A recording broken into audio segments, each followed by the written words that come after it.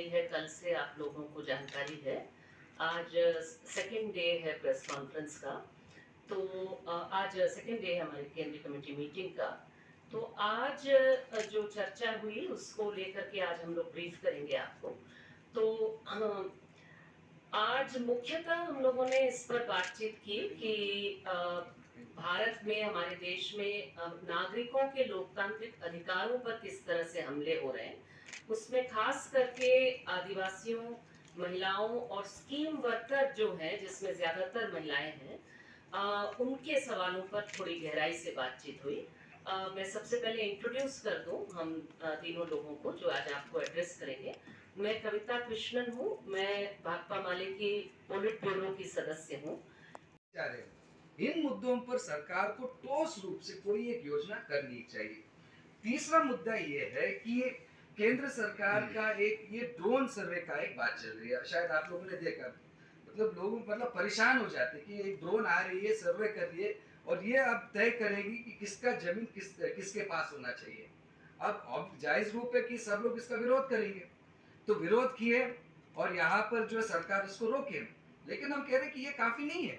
सरकार को जो है एक रेजोल्यूशन पास करनी चाहिए कि किसी भी हालत में हम आदिवासियों को उनकी जमीनों से ये ड्रोन सर्वे के तहत बेदखल हम नहीं कराएंगे। लेकिन ये चीज भी अभी तक नहीं हुई है। और अगर हम लोग कानून की बात में आए तो पेसा कानून, फिफ्थ शेड्यूल और ये फॉरेस्ट राइट्स आए, ये तो बस कागज पर ही अब ये रह गए हैं।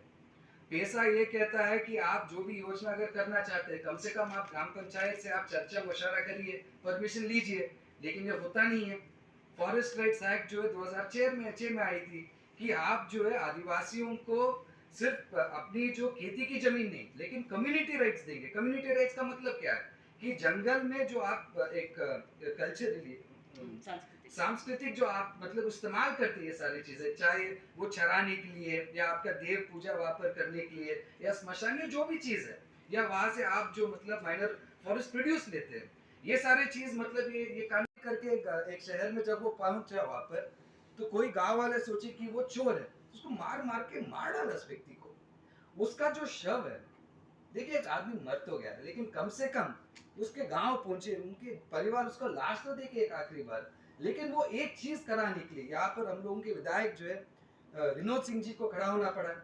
इतने सारे लोगों को एक आवाज करनी पड़ी, तब जाकर मुश्किल से उसका लाश जो